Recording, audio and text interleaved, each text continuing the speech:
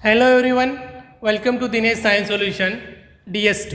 तो देखो आज के लेक्चर्स में हमें क्या देखना है कि हमें आज देखना है D carboxylation reaction of alkane. D carboxylation reaction of alkane हमें देखना है। तो सबसे पहले डी कार्बोक्सिलेशन का मतलब होता है removal of CO2 gas. CO2 gas का रिमूवल करना, लेकिन कहां से? कार्बोक्सिलिक एसिड में से।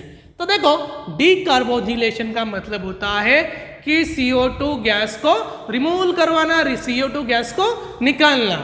ओके, तो ये डी कार्बोक्सिलेशन रिएक्शन है, हम दो मेथड से कर सकते हैं। पहली वाली जो मेथड है इसका नाम है सोडियम लाइम और दूसरी जो है कोलबेच इलेक्ट्रोलाइसिस प्रोसेस।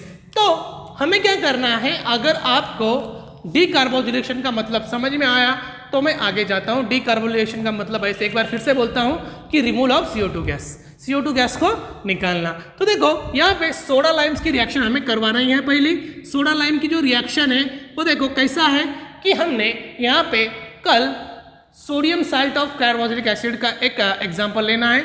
जैसे कि मैं क्या करता हूँ, यहाँ पे CH3, ओके, उसके बाद में CONA, ओके, उसके बाद में ये जो रिएक्शन है मैं सोडियम हाइड्रोक्साइड NaOH और किसके साथ में? कैल्शियम ऑक्साइड के साथ में इसको हीट करवाना है। तो जनरली बच्चों ये रिएक्शन तो बहुत आसान है, कल के लेक्चर्स में हमने देखी थी, लेकिन एक बार फिर से मैं इस रिएक्शन को रिवाइज करवा देता हूँ। तो देखो यहाँ पे क्या होने वाला है कि ये जो पूरा कंपाउंड है, ये पूरा कंपाउंड जो है यहाँ से करने के बाद में मुझे क्या मिलने वाला है? मुझे मीथेन मिलने वाला है, CH4। मैं इसमें सिर्फ एक हाइड्रोजन मैंने ऐड किया तो क्या बना? मीथेन बना। क्या बना? इसका नाम होता है मीथेन। क्या नाम है इसका? मीथेन। चलो लिख देता हूँ। उसके बाद में बाहर क्या निकला बच्चों?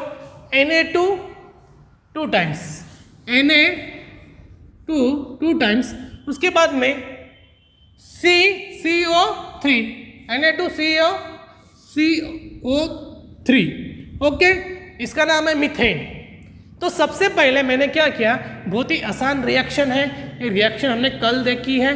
तो देखो सबसे पहले मैंने sodium salt of carboxylic acid लिया, उसको मैंने किसके साथ में हीट किया?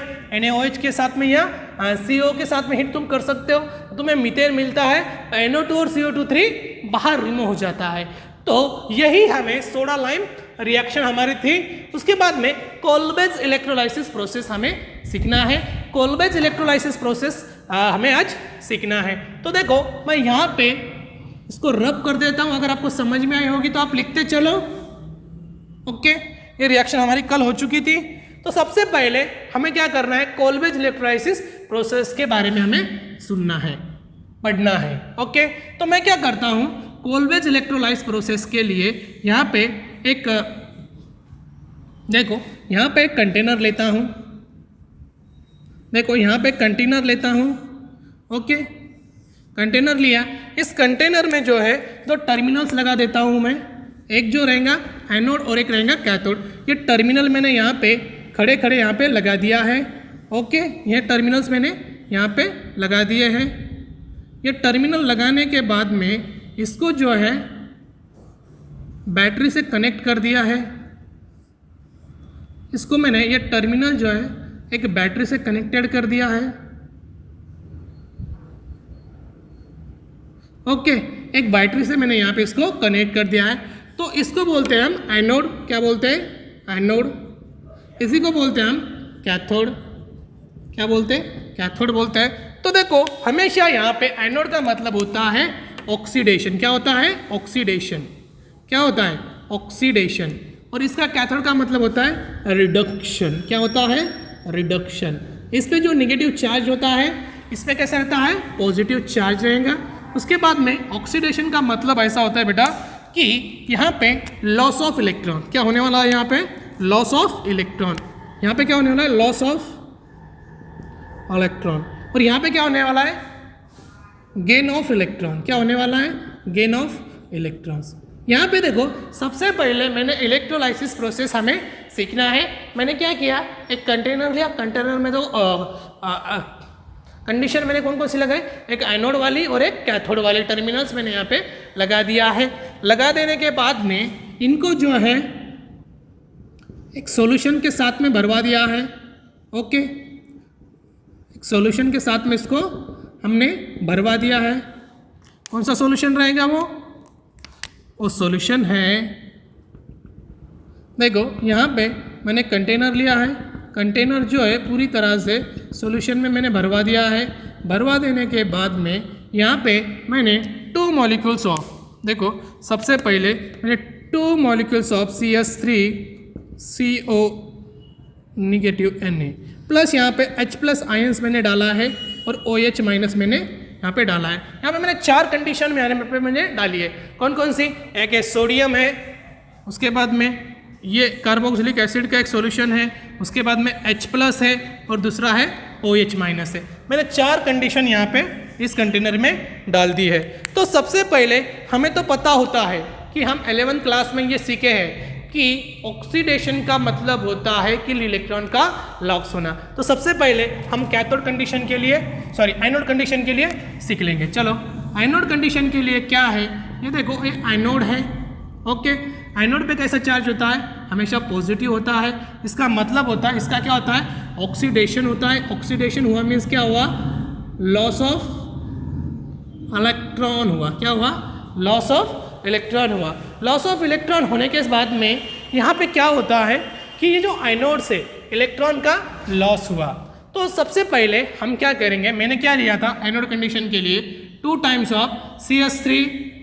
ओके, उसके बाद में यहाँ पे मैंने क्या लिया था CO। ओके, तो यहाँ से जो है यहाँ से Na से 2 इलेक्ट्रॉन लॉस हुए। यहाँ पे क्या हुआ है, 2 इलेक्ट्रॉन का लॉस होना। देखो ये टर्मिनल जो है, ये जो कंडीशन है ये 2 टाइम्स में, इसीलिए यहाँ पे 2 इलेक्ट्रॉन का लॉस हुआ है। लॉस होने के बाद में मुझे क्या मिला है, यहाँ पे देखो CH3 सबसे पहले मुझे क्या मिला है, मुझे मीथेन मिला है। क्या मिला है, मुझे मीथेन मिल चुका है। मीथेन मिलने के बाद में हम क्या करेंगे, जैसे कि यहाँ पे हो रहा क्या है, होने जैसा जा रहा है कि यहाँ पे लॉस ऑफ इलेक्ट्रॉन हो रहा है और सबसे पहले प्लस हो रहा क्या है, CO2 गैस लिबरेशन हो रही है। CO2 गैस बाहर निकल रहा है। तो सबसे पहले यहाँ पे हम क्या कर रहे हैं कि CO2 गैस यहाँ पे निकल रही है, मीन्स इलेक्ट्रॉन का लॉस हुआ है। तो लॉस क्या हुआ है, एनोड कंडीशन के लिए हमने सीख लिया। अभी कैथोड कंडीशन के लिए हम सीखेंगे। फर्स्ट वाली कंडीशन है, उसके बाद में सेकंड वाली कंडीशन मुझे यहाँ पढ़ना है। तो सबसे पहले हम क्या करेंगे, एनोड का मतलब होता है, कैथोड का मतलब होता है, ये कैथोड कंडीशन है। ओके, कैथोड कंडीशन है। तो उसके बाद में यहाँ पे क्या होना है, इलेक्ट्रॉन गेन होने वाला है, मीन्स इसका क्या होने वाला है, रिडक्शन होने वाला है।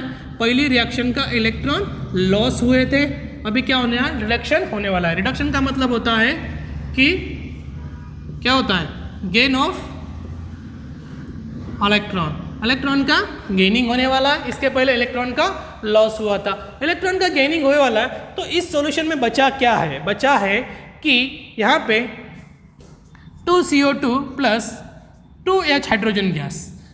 ओके, मीन्स यहाँ पे इलेक्ट्रॉन गेन हुआ है, गेन ऑफ इलेक्ट्रॉन्स। ओके, और हाइड्रोजन गैस बाहर निग्लिजिबल हुआ है। समझ में आया आपको? तो सबसे पहले बेटा यहाँ पे क्या हुआ है, इसमें देखो सीखने जैसा ऐसा है कि ऑक्सीडेशन स्टेट जो है इसमें इलेक्ट्रॉन का लॉस हुआ है और इसमें इलेक्ट्रॉन का गेनिंग हुआ है। तो यहाँ तक ये जो प्रोसेस है कोल्वेज इलेक्ट्रोलाइज प्रोसेस, ये इम्पोर्टेंट है, लगे तो इसका स्क्रीनशॉट निकालो। बट इस रिएक्शन के हमें मैकेनिज्म सीखना है। किसके रिएक्शन के मैकेनिज्म सीखना है कि कोल्वेज इलेक्ट्रोलाइसिस प्रोसेस जो है इसके मैकेनिज्म हमें आज सीखना है। तो बहुत आसान है, आपको ये अच्छी तरह से ध्यान में आया क्या कि मैंने क्या किया, कोल्वेज इलेक्ट्रोलाइसिस प्रोसेस लिया, यहाँ पे एक कंटेनर लिया, कंटेनर में जो है सॉल्यूशन डाला, CH3CONA H++ OH आयंस है। तो यहाँ पे ऑक्सीडेशन और रिडक्शन दोनों भी हुआ वाला है। तो यहाँ से हाइड्रोजन गैस निकले वाली है। तो पहली जो रिएक्शन है एनोड कंडीशन के लिए ऑक्सीडेशन हुआ, कैथोड कंडीशन के लिए रिडक्शन हुआ। तो आगे जो अगला जो मैकेनिज्म है वो हम पढ़ेंगे। तो मैकेनिज्म क्या है इस रिएक्शन में हमें पढ़ना है। तो देखो, जब तक मैं इसको साफ कर लेता हूँ अच्छी तरह से।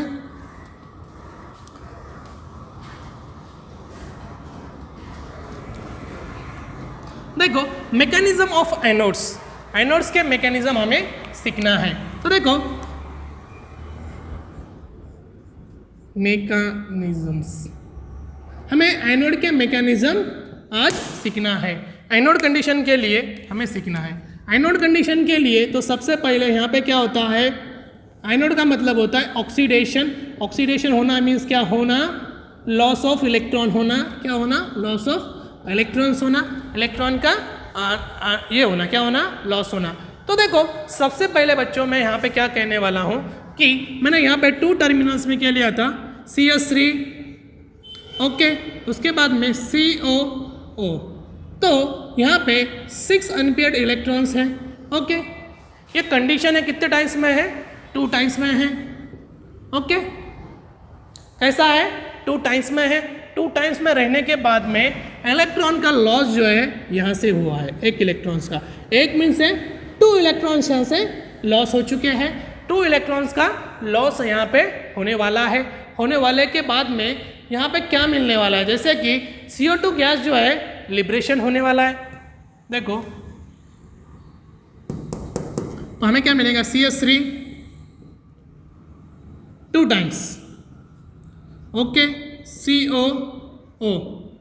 तो यहाँ पे 1 इलेक्ट्रॉन, 2 इलेक्ट्रॉन का लॉस हुआ है और बाकी में हमें क्या मिलने वाला है, क्या मिला है, CO2 गैस लिबरेशन हुए वाला है। कौन सा गैस लिबरेशन वाला है, CO2 गैस लिबरेशन वाला है। इलेक्ट्रॉन देखो ये क्या करेगा, देखो यहीं से इलेक्ट्रॉन लॉस हुआ तो ये क्या करेगा, यहीं से इलेक्ट्रॉन खींचेगा, ओके, और ये यहां से इलेक्ट्रॉन खींचेगा।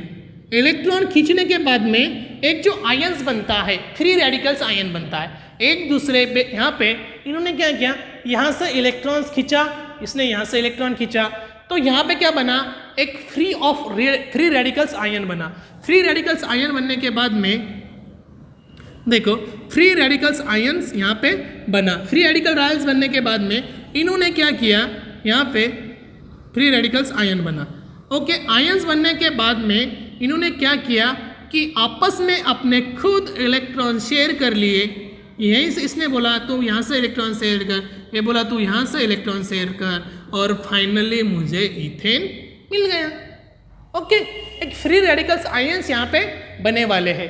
तो हमें एनोड कंडीशन के लिए यहाँ पे फ्री रेडिकल्स आयन बने तो क्या हुआ कि दोनों भाई में इलेक्ट्रॉन शेयर हुए और फाइनली मुझे अल्केन मिल गया जो उसका नाम है इथेन। अभी हम सीखेंगे मैकेनिज्म फॉर कैथोड रेज के लिए हम इलेक्ट्रॉन सीखेंगे। इसने कुछ भी नहीं किया, इसने सिर्फ इलेक्ट्रॉन क्या किया है, एक्सेप्ट किया है। क्या किया है, एक्सेप्ट किया है। तो देखो, तो सबसे पहले इसने क्या किया, 2 इलेक्ट्रॉन जो है एक्सेप्ट किए हैं। देखो यहाँ पे 2H प्लस, इसने क्या किया, इलेक्ट्रॉन गेन किया।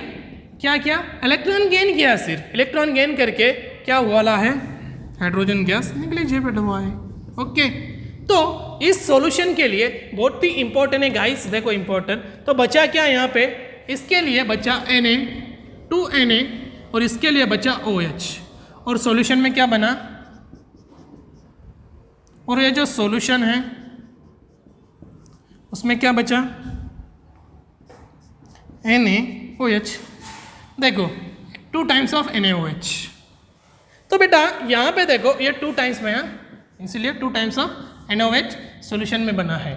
तो यहाँ पे क्या हुआ है कि ऑक्सीडेशन, और देखो लास्ट तक बताता हूँ मैं ये क्यों इंपॉर्टेंट है इलेक्ट्रोलाइसिस प्रोसेस। देखो कोल्वेज इलेक्ट्रोलाइसिस प्रोसेस में क्या हुआ, एनोड कंडीशन के लिए ऑक्सीडेशन हुआ और कैथोड कंडीशन के लिए रिडक्शन हुआ।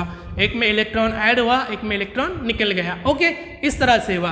तो क्या बना, फाइनली यहाँ पे एक फ्री आयंस बने। फ्री आयंस बनने के बाद में दोनों के बीच में इलेक्ट्रॉन का शेयरिंग हुआ, शेयरिंग होने की वजह से इथेन बन गया। तो गाइस यहाँ पे देखो इंपॉर्टेंट बात है कि methane can not be prepare by this method. ये नोट्स में लिख लो, ये नोट्स लिखते चलो, नोट्स। मीथेन